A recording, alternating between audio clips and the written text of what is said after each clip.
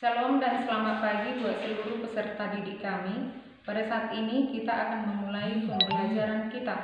Tetapi sebelum kita memulai pembelajaran, Ibu akan memperkenalkan diri. Nama Ibu R. Hutagalung. Kalau temukan nanti di roster, inisialnya dibuatkan RH. Ibu akan membawakan mata pelajaran Pendidikan Agama Kristen dan Budi Pekerti. Sebelum kita memulai materi kita untuk hari ini, terlebih dahulu kita bersatu di dalam doa. Doa dimulai, doa selesai. Baiklah anak-anak didik kami, tibalah saatnya kita akan membahas materi kita pada saat ini, yaitu mengenai bertumbuh dan semakin berhikmat.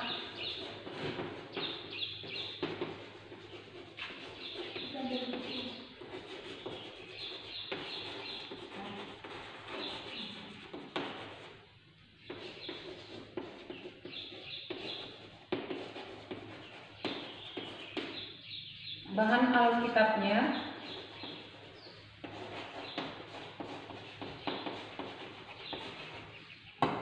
terdapat di dalam 1 Samuel 3 ayat 19, 1 Samuel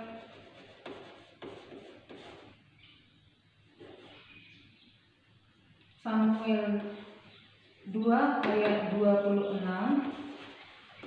dan di 1 Korintus 3 ayat 1 sampai 9. Jadi ada 3 nats pendukungnya. Kita lihat di dalam judul kita ada kata bertumbuh. Kata bertumbuh itu pengertiannya berarti bertambah tinggi atau bertambah besar. Kemudian ada kata berhikmat. Kata berhikmat ini sama dengan bijak, juga arif.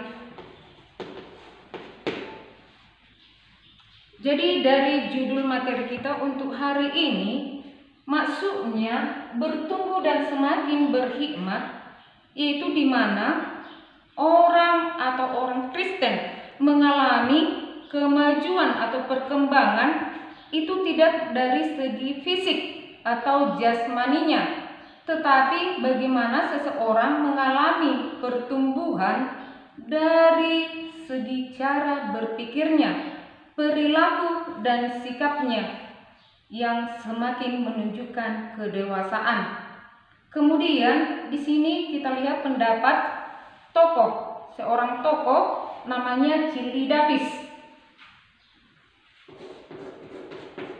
Childidapis ini seorang pelatih bisbol yang berasal dari Amerika Serikat.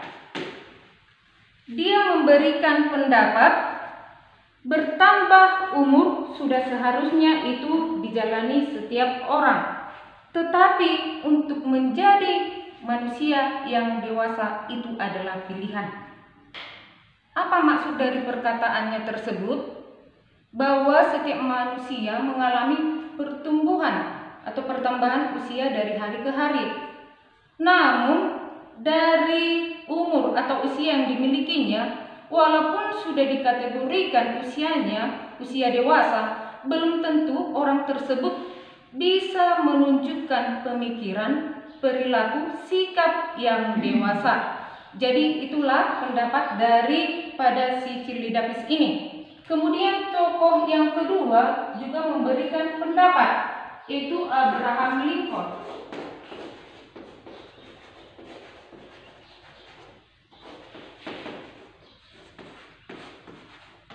Abraham Lincoln ini kita tahu salah satu mantan presiden Amerika Serikat yang sangat terkenal.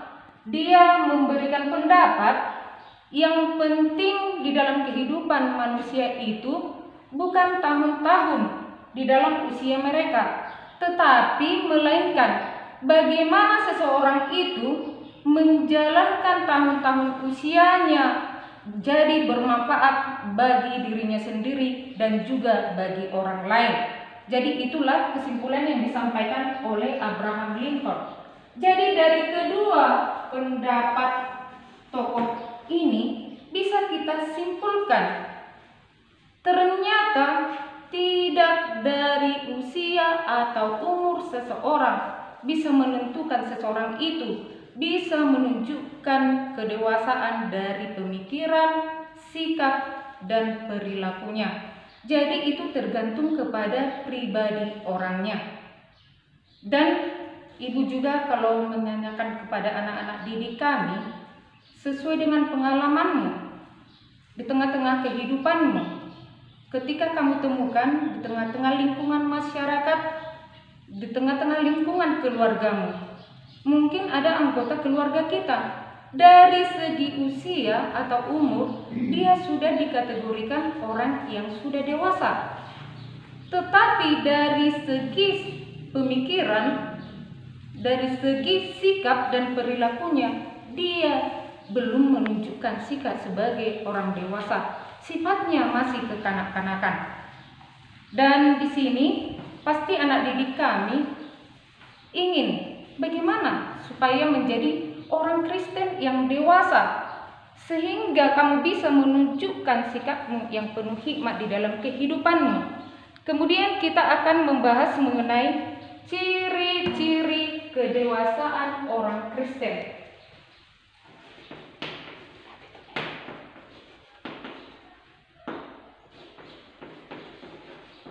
Ini nanti ada 4.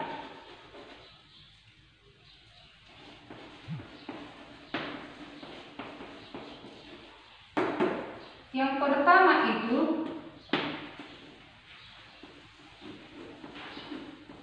berani bertanggung jawab.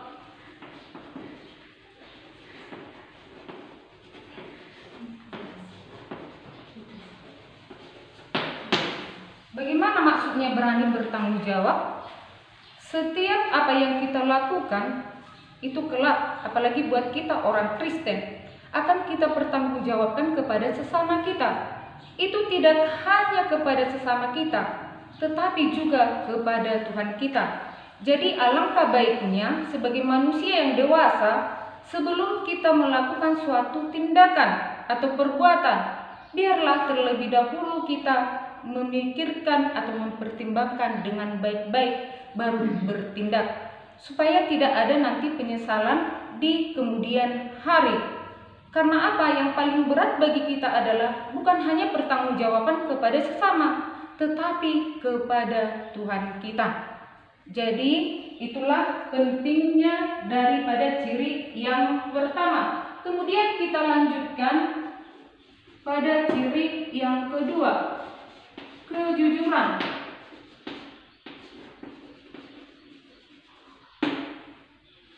Sebagai orang dewasa, kita juga diminta untuk menjadi orang yang jujur. Dan ciri yang kedua ini merupakan hal yang penting, karena selain itu Allah juga memberikan perintah kepada kita umatnya di dalam hukum Taurat yang ke-9, supaya kita tidak mengucapkan saksi dusta. Karena kejujuran ini berarti tidak ada lagi di sana kata dusta, tidak ada bohong.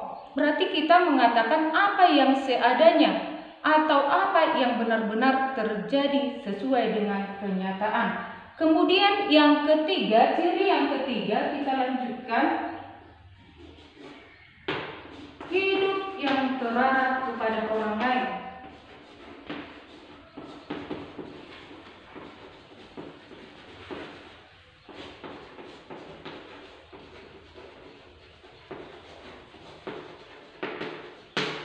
Apa maksudnya hidup yang terarah kepada orang lain?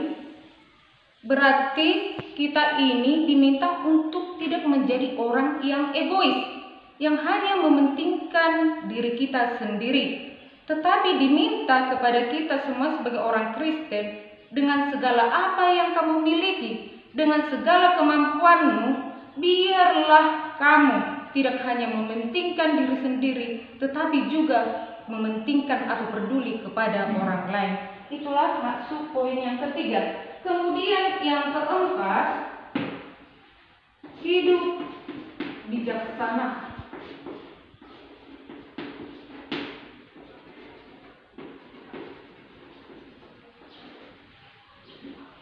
Atau hikmah. Ini sudah kita singgung tadi di judul materi kita. Berarti kata hikmat ini sama dengan bijaksana, sama juga dengan kata arif. Ini sangat penting bagi kehidupan kita. Bahkan semua berkeinginan supaya dia menjadi orang yang berhikmat atau bijaksana. Karena menjadi orang yang bijaksana atau berhikmat ini itu bukan karena kemampuan atau karena pintarnya atau karena banyaknya potensi yang dimiliki oleh seseorang, tetapi supaya kita bisa menjadi orang yang berhikmat itu berasal dari Tuhan, bukan karena kekuatan kita sendiri. Jadi bagaimana caranya supaya kita bisa menjadi orang yang berhikmat? Tepatnya orang Kristen yang berhikmat itu hanya kita peroleh lewat ketaatan kita kepada Tuhan. Lewat bagaimana hubunganmu dengan Tuhan kita, kedekatannya. Lewat bagaimana kamu mengerti dan melakukan kebenaran firman Tuhan. Jadi itulah yang penting supaya kita bisa menjadi orang yang berhikmat atau bijaksana. Jadi itulah tadi ada 4 ciri-ciri kedewasaan Kristen. Ketika ini sudah kita miliki, nanti kita bisa melakukan apa yang dikehendaki oleh Allah kita. Sehingga di tengah-tengah kehidupan kita bisa menjadi berkat bagi sesama. Jadi itulah yang merupakan inti daripada materi kita untuk hari ini mengenai bertumbuh dan semakin berhikmat. Harapan Ibu, biarlah lewat pelajaran kita ini memotivasi seluruh peserta didik kami supaya di dalam pertumbuhanmu sekarang ini kamu bisa bertumbuh menjadi manusia yang berhikmat. Sehingga apa yang kamu lakukan di dalam kehidupanmu itu sesuai dengan kehendak Tuhan. Kiranya Tuhan memampukan kita semua, khususnya peserta didik kami, di dalam menjalankan apa yang telah kita pelajari ini. Sekianlah materi kita untuk hari ini. Sebelum kita menutup, biarlah kita kembali bersatu di dalam doa. Doa dimulai.